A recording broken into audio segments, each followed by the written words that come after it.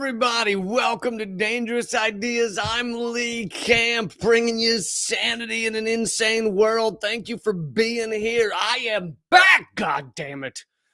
I technically did a show on Friday, but I coughed so much through it, I don't count that as being back. The cough is mostly gone, and we are here. And today I will have it's a huge show. It's a big show.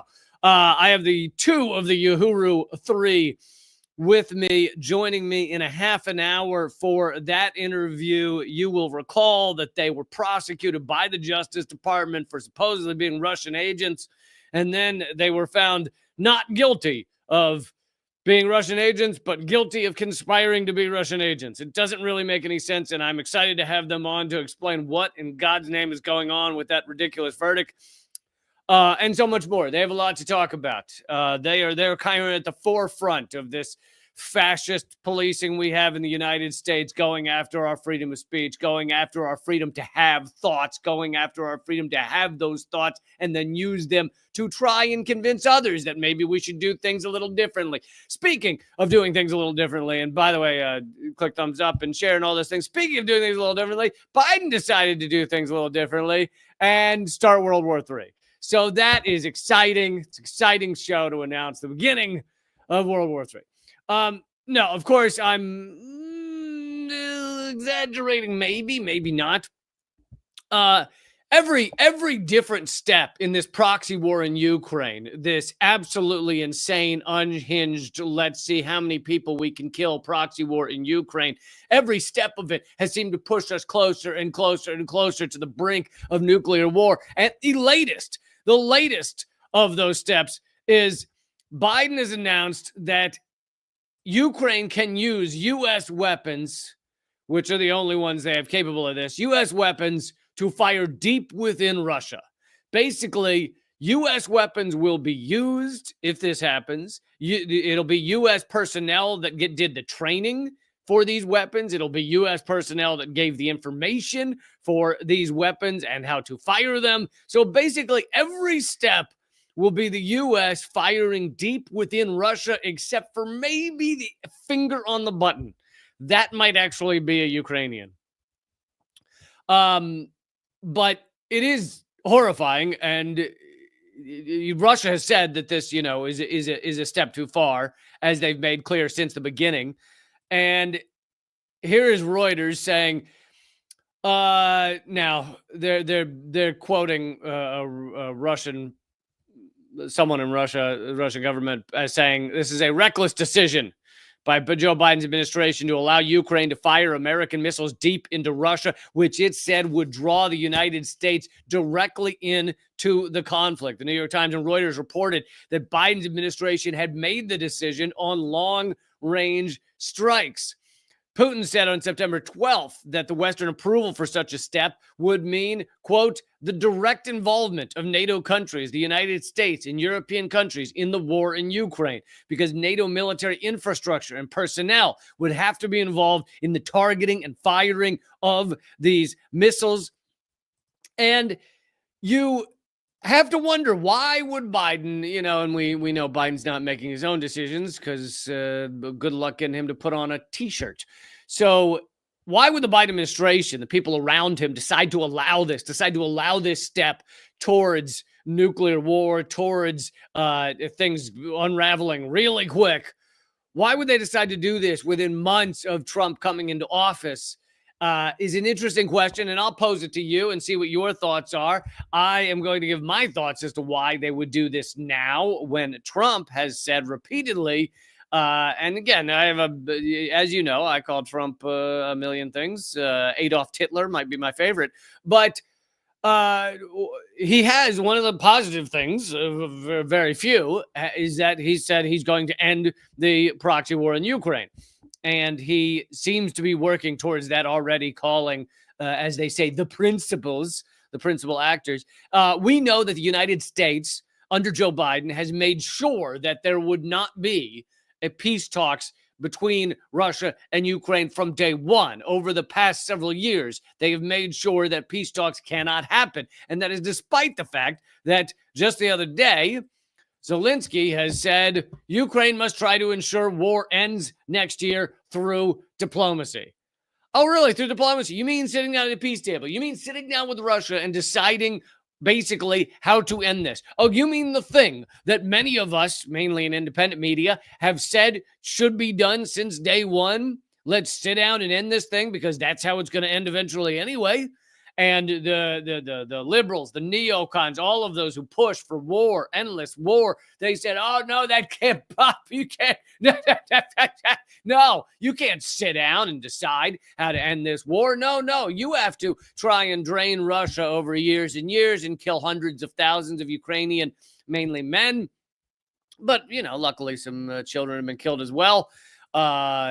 Of course, luckily it was a joke there in case any of you misunderstood. But Zelensky says Ukraine must sit down at a peace table and end this. Here's a quote from Zelensky. "From our side, we must do everything so that this war ends next year, ends through diplomatic means," said in a Ukrainian radio interview aired on Saturday. Boy, this sounds like the opposite of what the U.S. has been saying over and over for years. So back to why would Biden and the Biden administration and the liberals who are now getting kicked out of power, why would they allow something that is so provocative that could quickly spiral towards nuclear back and forth? Why would they allow that right now?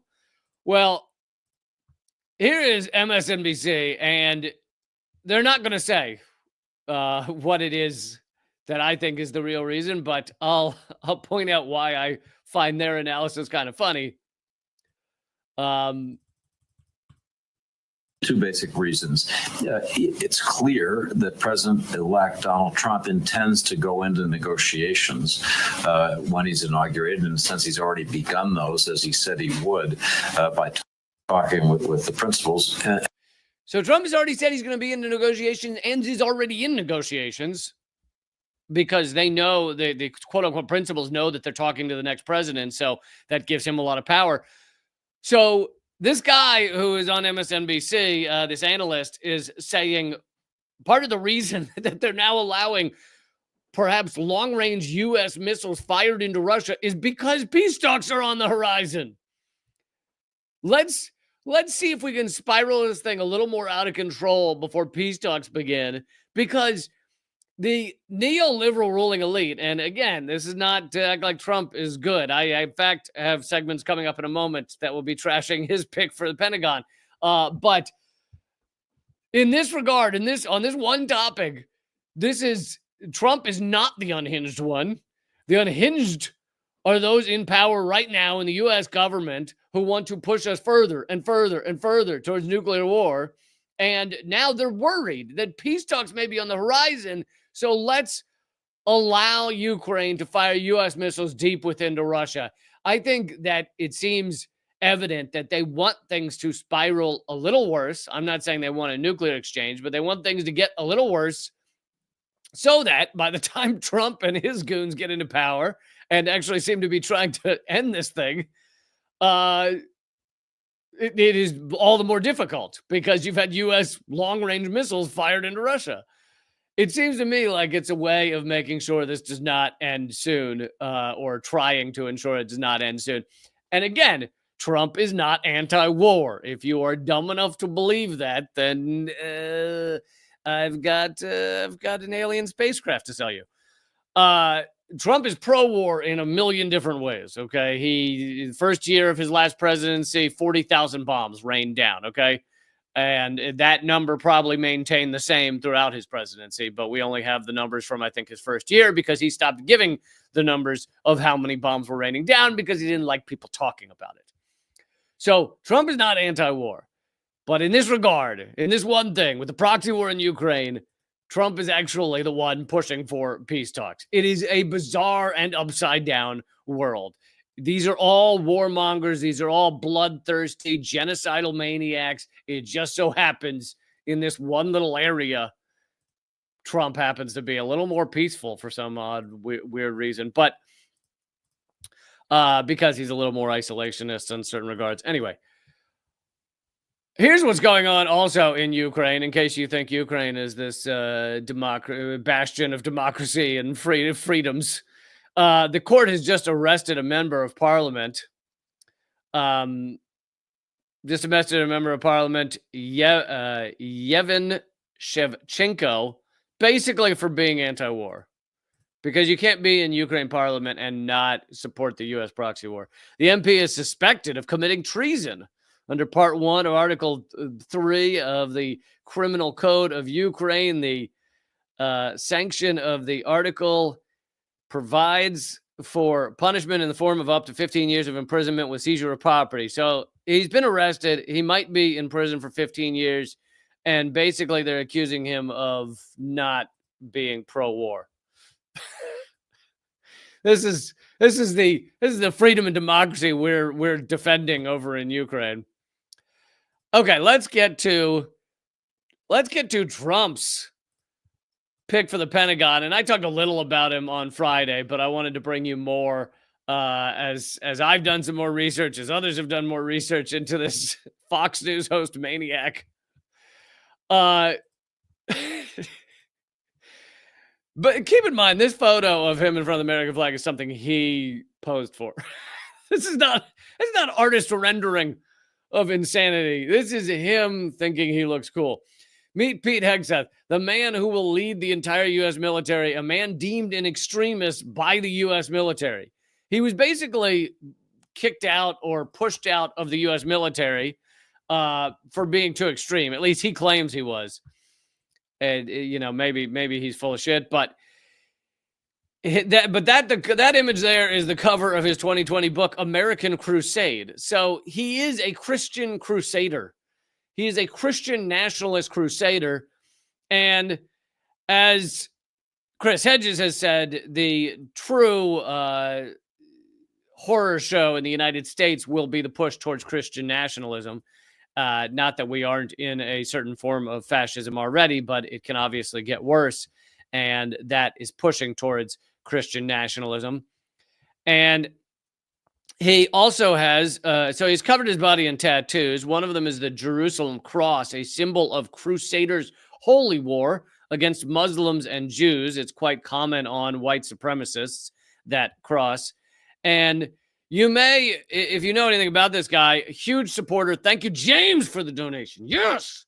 He's a big supporter of Israel, right? A big supporter of Israel's genocide, loves it, thinks that Hamas babies are Hamas and must be murdered. So huge supporter of genocide. And you may go, well, if he's a big Christian Christian crusade guy, and he has this cross which symbolizes a holy war against Muslims and Jews, why is he pro-Israel when Israel, there are a lot of Jews in Israel? I don't know if you knew that. Well, the reason is because these Christian nationalists and Christian evangelicals, they believe that all the Jews, all my people, need to be in Israel for the end times to come about and for all of them or us to be burned in hell. So he supports Israel because he's hoping all the Jews will burn in hell. That's what he's aiming for. That's his passion and his love. He also has the quote, Deus Vult, God wills it, another crusader kitsch and popular with white supremacists. In his 2024 book, The War on Warriors, Behind the Betrayal of Men Who Keep Us Free. See, he's under the impression we're free in America, which is another interesting thing. Connie asked in the chat where they can get my new book. Well, I don't have a new book. I have a newer book. If you're talking about the book, Dangerous Ideas, right now, it's just an ebook, and you can get that by signing up at patreon.com/LeeCamp or signing up at LeeCamp.net, and you will get sent a copy of Dangerous Ideas. If you're talking about the book before that, which is also a paperback, well, first of all, you'll get the ebook to the bullet points and punchlines as well, if you sign up. But if you're looking to buy that, you can buy Bullet Points and Punchlines online, the paperback version. In 2024 book, he said, Hegseth said, quote, In 2021, I was deemed an extremist by the very same U.S. military. Yes, you read that right. 20 years, and the military I loved, I fought for, spit me out. Well, I assume you were viewed as extremist by the U.S. military because you were actually more racist and more insane than the U.S. military, which is not an easy thing to be. It's not easy to get all the way to that point. So anyway, to sum this up, Pete Hegseth, utter lunatic, racist, white supremacist, or at least likes white supremacist tattoos. If you want to give him the benefit of the doubt, he is so dumb. He does not realize he's covered himself in white supremacist tattoos. And anyway, but I listened to some quotes by him, and he wants to bomb Iran immediately, which anyone with half a brain cell knows that the U.S. attack on Iran would be just catastrophic. Not only could it spiral into nuclear war with various allies jumping in, but on top of that, Iran could cut off the Strait of Hormuz, which would savagely impact oil prices along with other shipping. You have oil prices shooting through the roof, which of course impacts economies around the world. On top of all of that, if the U.S. were to actually bomb and go into Iran, you would have just God knows how many hundreds of thousands murdered, including U.S. troops. And this is what this guy wants to do and is a huge supporter of. So anyone who thinks that Trump is like anti-war, you got a lot of thinking to do. You got a lot of trying to figure out why he would want this lunatic as the head of the Pentagon. Now, this also, I should clarify, because you might be able to turn on MSNBC and hear them scared of what a lunatic Pete Hegseth is. But what they won't mention is that our military, our U.S. military, our U.S. Pentagon is a white supremacist, genocidal maniac, genocidally maniacal system to begin with. So could he actually make it worse? Is an interesting question. It absolutely currently under Obama, under Biden, under Kamala Harris, under Hillary Clinton, Bill Clinton, it doesn't matter, under any of the Democrats, that machine, that $1 trillion a year military machine is massacring humans, innocent humans around the globe every day. So to act like, oh no, if we get this guy in, that's the only way it'll be bad, that is ridiculous. It is disgusting and horrific and morally repulsive as is. Could he make it worse? Maybe. Maybe he could. All right, I'll give you a little good news here. And for those joining a little late, we have two of the three Uhuru 3 joining us in about 12 minutes or so. Chairman Yeshitela and Penny Hess. And they have a lot to say about the Justice Department charges against them and being found guilty on one charge and innocent on another. Anyway, before we get to that, though, here's some good news. And this is the type of thing Pete Hegseth rails against. He can't stand when our U.S. massacre specialists are found guilty of anything. For their massacres, for their torture. A jury has awarded Abu Ghraib detainees $42 million, holding a contractor responsible. U.S. jury on Tuesday awarded $42 million to three former detainees of Iraq's notorious Abu Ghraib prison, holding a Virginia-based military contractor responsible for contributing to their torture and mistreatment 2 decades ago. Virginia-based CACI was the contractor. The three testified that they were subjected to beatings, sexual abuse, forced nudity, and other cruel treatment at the prison. And of course, this type of thing is incredibly rare, that the U.S., anybody is held responsible for the, like I said, morally repulsive behavior of the U.S. military or the contractors that we use. And yet sometimes they are. It's very rare. And often these people are then later pardoned or something, which is then allows them to get out of paying the money they owe or get out of prison time. Another example was Blackwater mercenaries who were held responsible for the massacres in Iraq, and they were later pardoned, I think, by Donald Trump.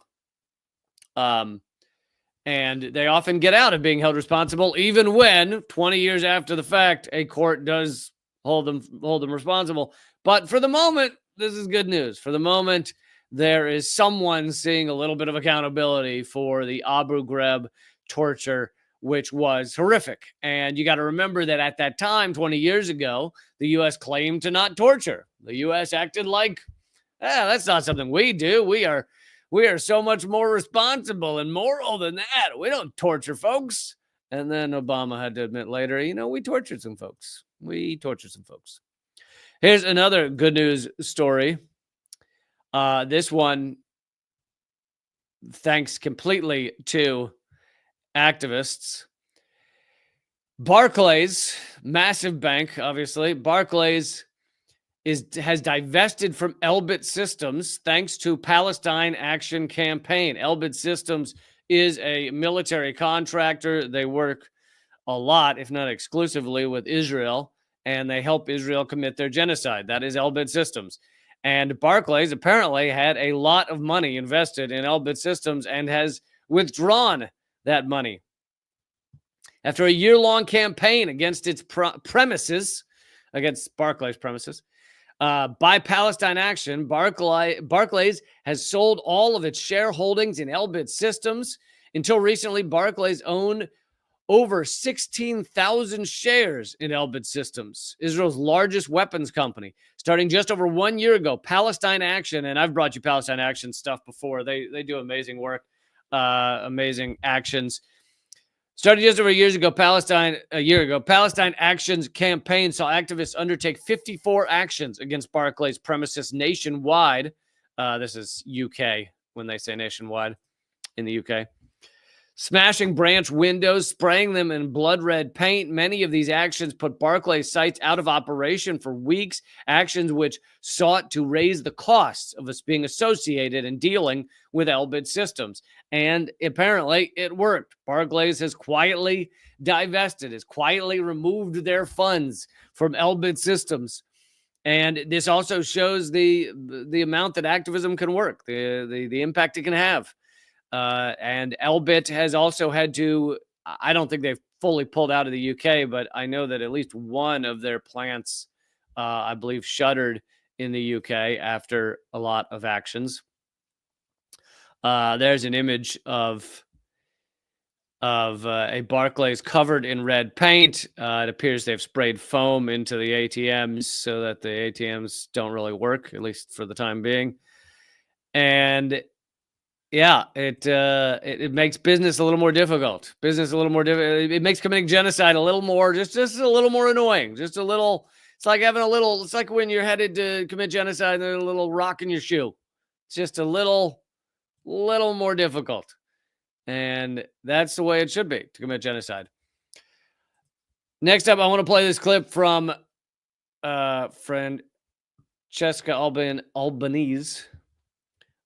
She's awesome, and she is the UN rapporteur, and she has been amazing on Palestine, on Israel's genocide. And I thought this answer was really excellent. She has asked that question that people think is the big gotcha, which is basically, anytime you try and speak out against this genocide, speak out against Israel's actions, speak out against Israel for murdering 40,000 people. It's actually over 200,000 if you count famine and disease and everything. Anytime you speak out about that, they just come back to, do you believe Israel has a right to exist? They just yell that at you, right? Because apparently right to exist means right to genocide. I didn't know that, but and she's got a great response that I had not. Maybe I've heard versions of this, but she puts it really well. You think that Israel has a right to exist? Israel does exist. Israel is a recognized member of the United Nations. Besides this, there is not such a thing in international law like a right of a state to exist. Does Italy has a right to exist? Italy exists. Now, if tomorrow Italy and France want to merge and become Ita France, fine. This is not up to us. What is enshrined in international law is the right of a people to exist. So the state is there, the state of Israel is there, is protected as a member of the United Nations. Does this justify the erasure of another people? Hell no. Not 75 years ago, not 57 years ago, surely not today. Where is the protection of the Palestinian people from erasure, from annexation, from illegal occupation and apartheid? This is what we need to discuss. Do you believe that? It's a great answer, and I really put the dumb questioner on the back foot, and I think she did a great job on that. It's like saying, does the United States have a right to exist? Well, if tomorrow the U.S. were to fall or to split into multiple new countries, Texarkana on one side and something else on the other, you wouldn't say, oh, no, that doesn't count because the U.S. has the right to exist. It doesn't matter. It's a nonsense statement. These are nation states. It's not about right to exist. As she says, Israel does exist. It's got UN protection, but that doesn't mean it can commit genocide. It doesn't mean it can erase the Palestinian people. And I thought she did just an excellent job of responding to that, as she always does. She's always amazing. You should look her up if you guys are not yet familiar with her. Okay, I want to get to our esteemed guests here in just 1 second. Please make sure and click thumbs up, click share, click all those good things. Let people know that you are watching this. And, hopefully we can fight the suppression, fight against the algorithmic suppression and everything else. But yeah, thank you everybody who's joining and throwing some comments into the chat. But let's get to our guests. I'm excited to speak again. This is, I believe, my second time, maybe my third time, speaking with Chairman Yeshitela. He's the co-founder and chairman of the African People's Socialist Party, which was formed in 1972 and also leads the Uhuru movement. Penny Hess is the chairwoman of the African People's Solidarity Committee. And you, of course, have heard the news stories in the past many months about the Uhuru movement, the prosecutions against them, the trial, the Uhuru 3. And please welcome Penny Hess and Chairman Yeshitela. Uhuru, greetings. Thank you so much. Yes. Thank you for being here. I appreciate you taking the time. We don't have tons of time, so I would love to just dive right in and address all of these things, which I think people have found rather confusing. So if you don't mind, I guess you start out quickly explaining the Uhuru movement in case there's anyone not familiar, but then basically explaining what it was that the jury found. Well, the Uhuru movement is an expression of the African People's Socialist Party, which was created, as you mentioned earlier, in 1972. And it was organized to forward the liberation of African people in this country and around the world.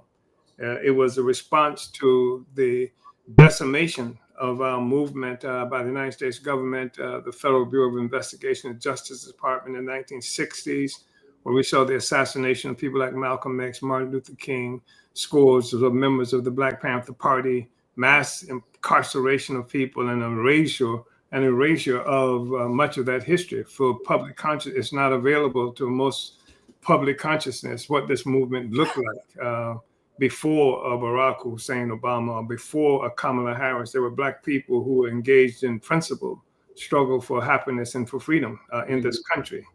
And so it spoke to an historic relationship that Africans in this country have, and that would be erased. And so we built a movement, an African People's Socialist Party, and we were charged with the United States government of working for Russia, and that we were, on December 16th, the two of us will be going for sentencing in Tampa, Florida, in a federal court, after being tried in September and being on two charges, one working as Russian agent and as agents of Russia, and then which is without registering with the Attorney General, and two, with conspiracy to work for the as Russian agents without registering with their attorney general. And so on December 6th, we go to trial. And the objective of this trial, the United States government plans to put us in prison for 5 years, which would equate to a life sentence for me, probably, and to charge us $250,000 fine for speaking out for reparations, for running in elections, for talking about the United States being guilty of violating the United Nations Convention on the Prevention and Punishment of the Crime of Genocide as it relates to African people in this country, for going to Moscow and attending meetings held by a non-governmental organization there that would break the struggle of our people out of this kind of information encirclement imposed by the Zuckerbergs and Washington Post and New York Times and all of this so-called legitimate media. So that's more or less the situation. And of course, one of the critical things that we are guilty of, which is responsible for Comrade Penny Hess and Jesse Neville being raided and arrested and tried, also is that we upset this false contradiction that has been created between African people and white people in this country. We violated that, the sanctity of this hostility that has been pushed in a very serious kind of way to keep white people from being able to take a principled stand in relationship with Africans and other oppressed peoples around the world. And so we created the Solidarity Front of our party, and we exist as a consequence of that. Our movement exists in something like 140 cities. There are white people who work exposing the genocide and calling for reparations. And so these are the things that we're looking at, and that's part of the history that brought us to this process. And well said. And people are baffled by what the jury found, because if I have this right, you were found not guilty of being a Russian foreign agent, but guilty of conspiracy to be a Russian foreign agent. Correct. Yeah. We were found guilty. Found guilty of conspiracy to do what never happened. Yeah. And so that's where we're going to be going to, as I said, on December 16th, the objective of the United States government is to put us in prison for 5 years and to take $250,000, the equivalent of $1 million collectively from the three of us. That's where we are now. And if you read the Justice Department's website, they act like you were just found guilty almost of everything. I mean, they don't even mention the not guilty verdict. Well, I'm sorry. Go ahead, Penny. No, I'm just agreeing. Go ahead, Chairman. Yeah, I mean, it's for them. Excuse me, for them. The issue revolves around one. They brag about having a 97 to 99% conviction rate. So, two, to have found us guilty of being Russian agents would have meant liquidating any ability of Black people, African people, to criticize the conditions of our people in this country. It would have made it illegitimate. Any criticism we make would be coming from Russians or some foreign government, because everybody knows everything is wonderful for Black people in the United States. And if you don't believe that, ask Obama and ask Kamala Harris, you see. Yeah. Uhuru. Yeah, I mean, really appreciate that. Want to salute Chairman Yeshitela and you, Lee, for having us on. I really appreciate this, and I think that, as has been said, as the chairman has said, that this is basically a thought crime. This is very serious because we are convicted for our words, for speaking only. There is this hasn't to do with drugs or human trafficking or all the things you read about, that people are doing, or war or violence of any sort. This is basically 100% based on words and speaking and everything that that the Uhuru movement, the African People's Socialist Party, has put out is supposed to be covered by the sanctity of the US government's First Amendment. And so this is a radical departure from things that it has done in the past, but is very consistent with the kind of attacks that it makes on the Black liberation movement or the African liberation movement in this country and around the world historically. Yeah. And yeah, it definitely creates a chilling effect on freedom of speech. I mean, I think they wanted you guys to be an example so that others would also stop speaking out. Do you know why they picked your organization to go after when there are other people speaking against war? There are other people in America that have gone to Russia to do speaking events. Obviously, sitting down and speaking with someone in Russia is not supposed to be a crime. Why go after you guys? Well, we think it's because of the crisis that we see happening in this country and in the world. There's a fundamental change occurring in the whole economic and political configuration in the globe, where for the longest period of time, due to the colonial attack on Africa and Asia and the Americas and what have you, this has established the world order that we now live in. And increasingly, this struggle has been heating up. If you look at what's happening around the world with the where most of the wars are centered, and most of the U.S. efforts are centered, it's around colonial places. It's around Afghanistan. It's around Palestine. It's around Venezuela. It's around St. Louis, Missouri. It's these places where people have experienced colonialism and has provided well-being for most of the traditional colonial countries. And so I think that's part of what we're looking at. And as these struggles heat up, they if they can maintain the silence of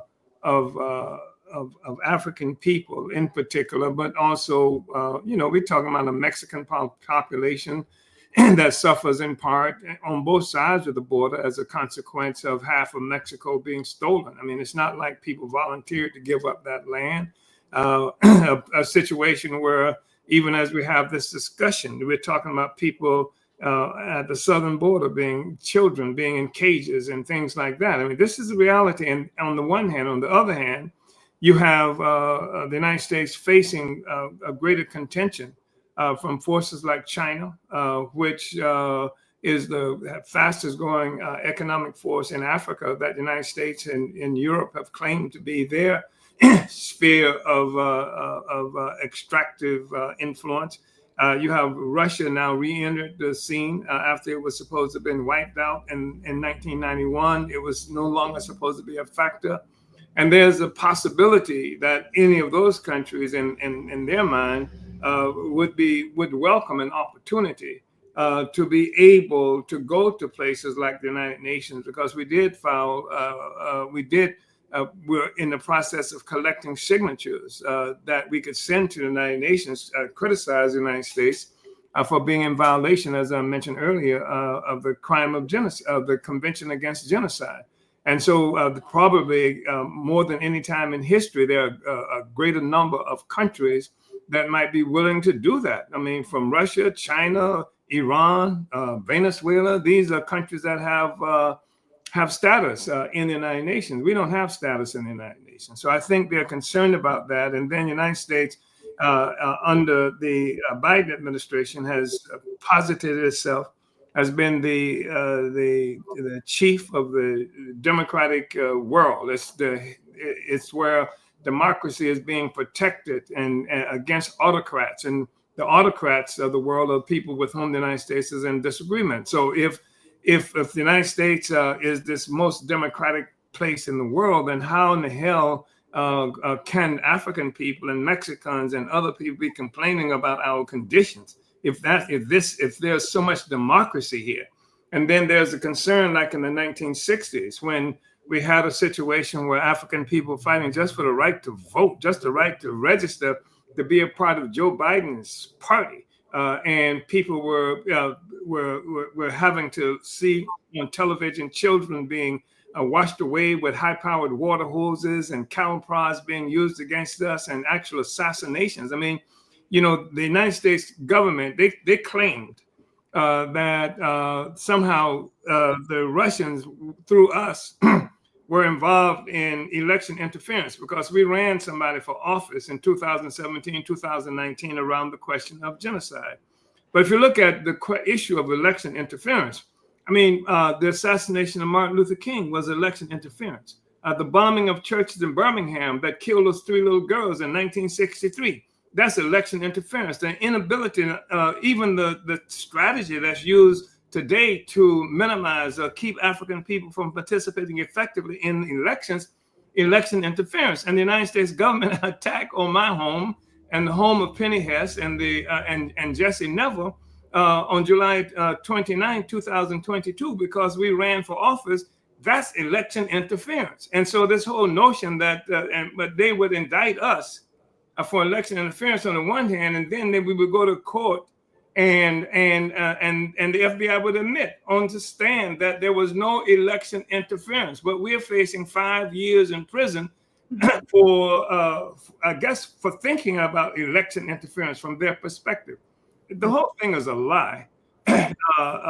Everything, and it's, you know, we just talk about that, but there's been so much stuff that's happened even within the last week or so. We see the government here in St. Louis, where Penny and I are located, refusing to allow permits for a bakery cafe in an area that they characterize as a food desert. It's almost a desolate area, except for the work that we've been doing over the last few years to rehabilitate the North St. Louis. They refuse to allow us permitting for election for a bakery cafe. And not only that, we had people cross section of the community come out, participate in the press conference. All the people say that they wanted this thing, except all of the people criticize the government because this government is taking what supposed to be money is coming to the community based on the COVID payments and stuff like that. And the media comes out the next day. The local media comes out and it's around Russian agents, people convicted for being Russian agents,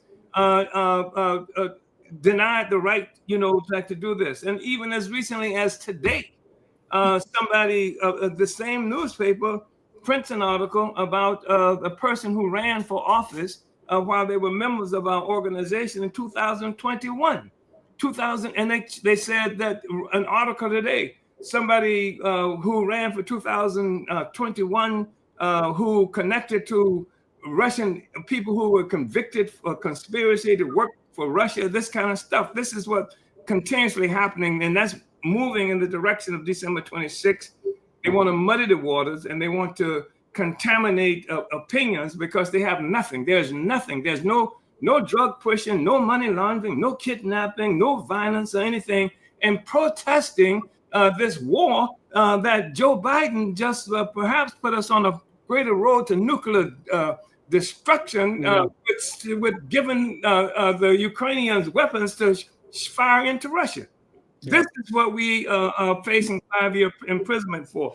And anyway, I've talked a lot. That's okay. And they've been going after you since the 70s. So this is maybe just their chance to finally get you.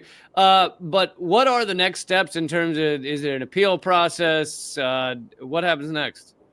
Well, what happens next is December 16th, Monday, December 16th is our sentencing, quote unquote, in Tampa Federal Middle District Court, the same courthouse where the trial was in Tampa. So that we're asking everybody to come out. We need people to be visible in this. We've had a powerful campaign we got 1,600 letters from supporters to the judge. We've had, many, many different ways that supporters could show their support. And people can go to handsoffUhuru.org, our website. on there that you can sign up to come to the sentencing on, again, it's December 16th, Monday, December 16th. And there's a myriad of other things that you can do as well. We have a webinar coming up this Saturday, November 23rd. And, there's just a lot of actions and work that Hands Off Uhuru is doing to get the word out and to build massive support. But we're asking for people to come to Tampa, be there. The judge has to see, the overflow room, people on the steps, and the whole courtroom filled to the max. So that's what we're calling for. And we, really, really appreciate being able to be on your show and many others as well. Well, it's serious because this discussion, based on the conviction and this law, could actually be considered as a conspiracy too. I mean, this discussion, just having this discussion that we're having together, could lead to charges if they should desire to do that. And that's the kind of situation we're living with right now. And we hope the people will go to handsoffuhuru.org. We are using the transcripts from the trial. We're going to do the trial, let people using actors go through using the transcript, go through the entire much of that. And people can, if you go to handsoffuhuru.org, you can find access to that so that you can see what happened with people acting and using the words coming from the FBI and other people who prosecuted us. See for yourself. Yes. Yeah, I remember one of the quotes during the trial was the FBI agent who wrote the indictment said he knew there was no election interference and wrote it into the indictment anyway. Yes. That's right. And there were something like 40 witnesses against us, and they were all FBI or FBI's so-called expert witnesses. Nothing. There was nobody. I mean, usually they take people to a case like this. They found somebody in the organization, somebody used to be in the organization, what have you, to come and testify. They tried to get people come testify against us. Nobody. After the years, the more than 2 years so-called investigation, 4 or 5 years investigation, after going through the whole 50-year history, they took enough materials from us in terms of computers and iPads and iPhones and things like that, that the 13 terabytes, whatever the hell that is, they say it's the equivalent of 2.5 million books of material. They could not find any crime that we committed. The only thing they can say is we talked. And if you take 2.5 million books of information from anybody, you can come up with some words that the United States government doesn't like. Right. But that's a paltry, and they come up with maybe 5 emails out of all of that they said represented some kind of crime that we talked about. Mm-hmm.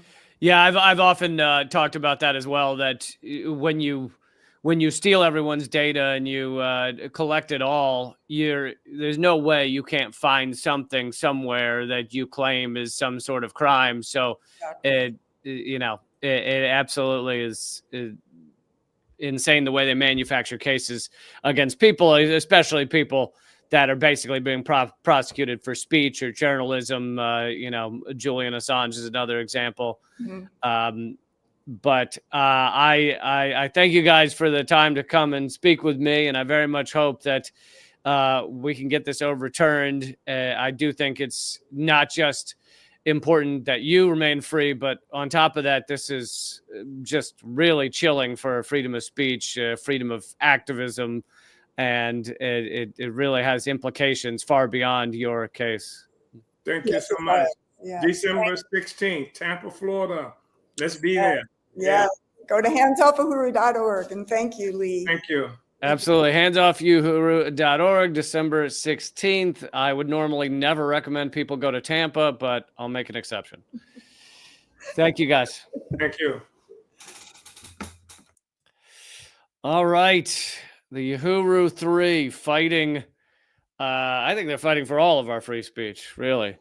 If there's any way you're able to help, especially if you're in Tampa or near Tampa, but handsoffuhuru.org. Thank you, Herney Hill, for the donation and supporting the show. And thank you others who donated during the interview. Let's see, where was it? Gustavo, I believe, asked if I'm on Blue Sky, the new alternative to Twitter. I hate creating new accounts because I have 14 different accounts on 37 different social media platforms. However, that being said, I downloaded Blue Sky today. So maybe I'll have a Blue Sky account soon. But then there's the question of once I create the Blue Sky account to actually put anything on the Blue Sky account, because it's just one more goddamn thing that I don't want to be doing.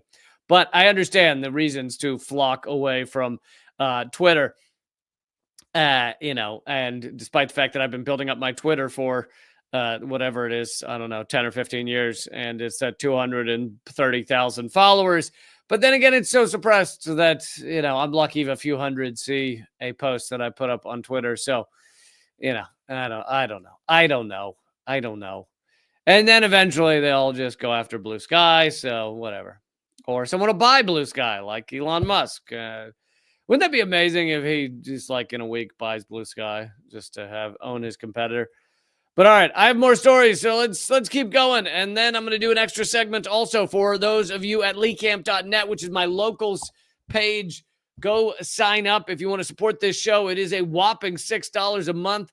And actually, I'll take this time right now because I might forget later to mention two other things. I have a new podcast, just a month old or so, called Just Comedy.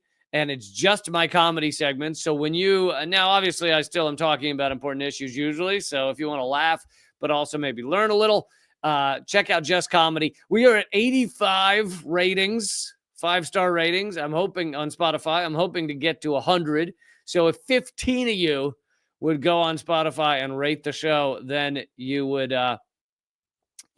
get me there to that 100.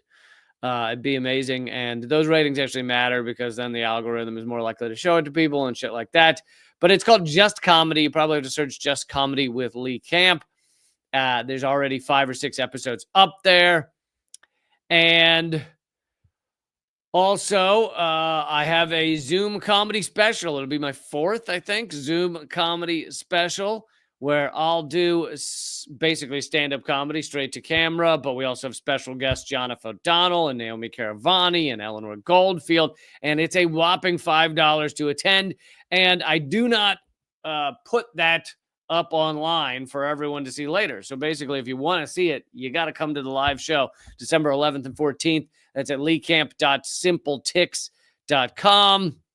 Let me see if I can put that on the screen. Maybe not. leecamp.simpletix.com. That's where you can buy your $5 tickets. It does sell out. I know it's weird to think that something online could sell out, but there's a max number of Zoom tickets. So leecamp.simpletix.com. Grab your $5 tickets. December 11th and 14th is when those shows will be. It's the same show, basically, each day. So you don't need to buy 2 to watch it unless you want to watch it twice.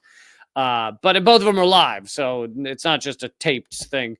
And yeah, that's the 4th one. I think people have really enjoyed the last ones. I think I will continue to offer this. If you come to December 11th or 14th and you hate it and you want your $5 back, you're like, I need those $5 because this was not what I wanted. You can email me and I will give you your $5 back. I will give you a full refund. As long as you attended, you can have your $5 back. I have never had anyone ask for their $5 back. So I guess people are enjoying it. That's leecamp.simpletix.com.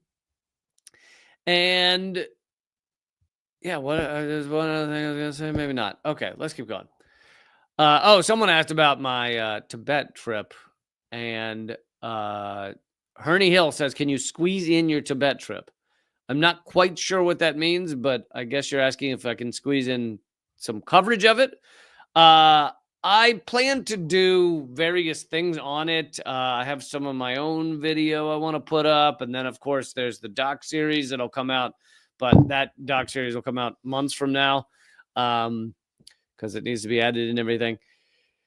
But Hopefully I'll be putting up something on it. I also might be posting some writing on it as well at leecamp.net, my locals page for members there. So yeah, there'll be stuff coming out. I'm not just not going to tell anybody about it. Ratso wants to know if I'm one with everything. Yes, one with all. Absolutely done. Including the collapsing empire subway behind me. I am one with that collapsing empire subway. Okay, let's go back to the issue of Israel for a few minutes. This is Julian Assange. Great to see him speaking again. Even though if I were him, honestly, if I'd been tortured in prison for 12 years, I don't know if I'd ever speak again. I'd be like, look, I did the thing. I did it. Now it's up to you. He's talking about AI being used to perpetrate genocide in Gaza. As I emerge from prison, I see that artificial intelligence is being used to create mass assassinations, where before there was a difference between assassination and warfare. Now the two are conjoined, where many, perhaps the majority of targets in Gaza are bombed as a result of artificial intelligence targeting. The connection between artificial intelligence and surveillance is important. Artificial intelligence needs information to come up with targets or ideas or propaganda.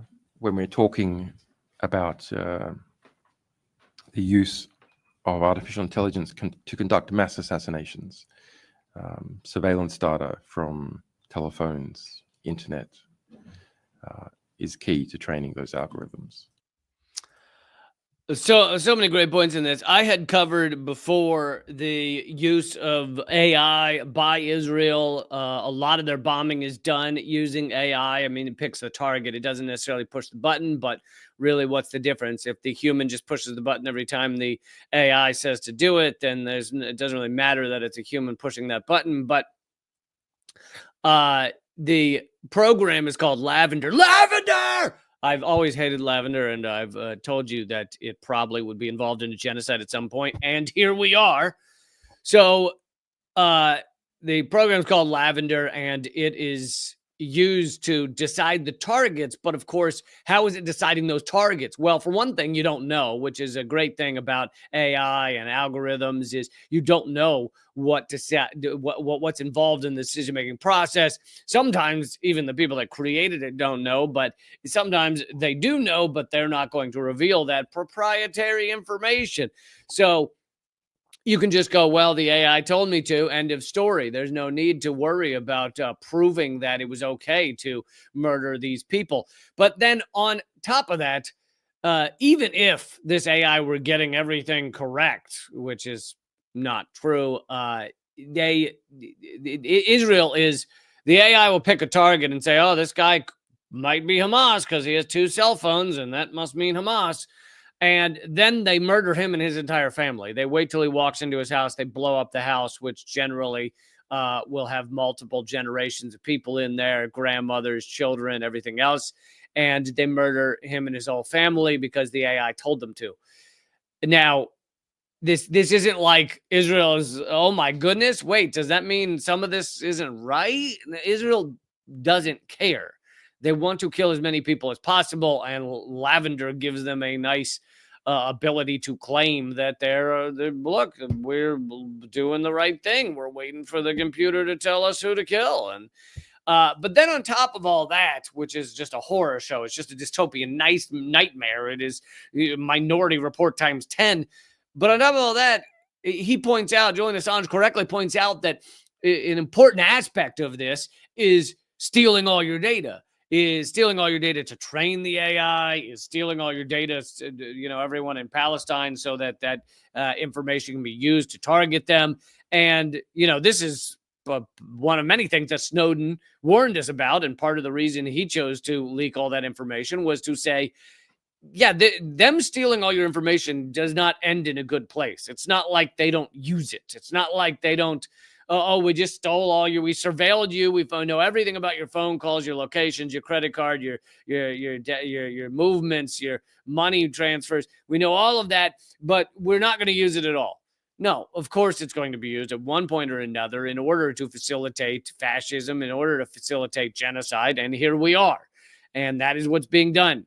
So Julian Assange making some very important points about the horror show that we're seeing, the dystopian nightmare we're seeing in Palestine, in Israel. Okay, I am going to do several extra segments, including about Malcolm X's family suing our government for assassinating Malcolm X. I'm going to do several more stories over at leecamp.net, my locals page. If you want to get those on a regular basis, then I hope you will join up and support the show at a whopping $6 a month, which is 38 cents an episode. I hope you think this show is worth that. I hope that this hour you even feel like you got 38 cents worth. That would be amazing. So that's leecamp.net, my locals page. When you get there, scroll down to become a subscriber. If you click become a member, that will just join you in the free version where you won't get to see these extra segments. So scroll down to become a subscriber, leecamp.net. I will be back tomorrow with another one, another Dangerous Ideas. I do these 4 days a week, Monday, Tuesday, Thursday, and Friday.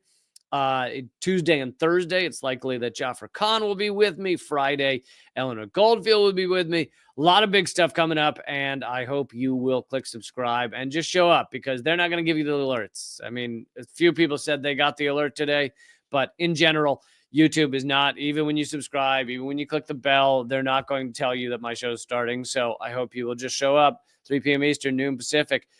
Okay, everybody at Locals, I'll see you in about 12 seconds. Everybody else, I'll see you tomorrow. And thanks for supporting the show. All right, everybody at Locals, how's it going? Just give me 1 second to fix this up, and then we'll be moving.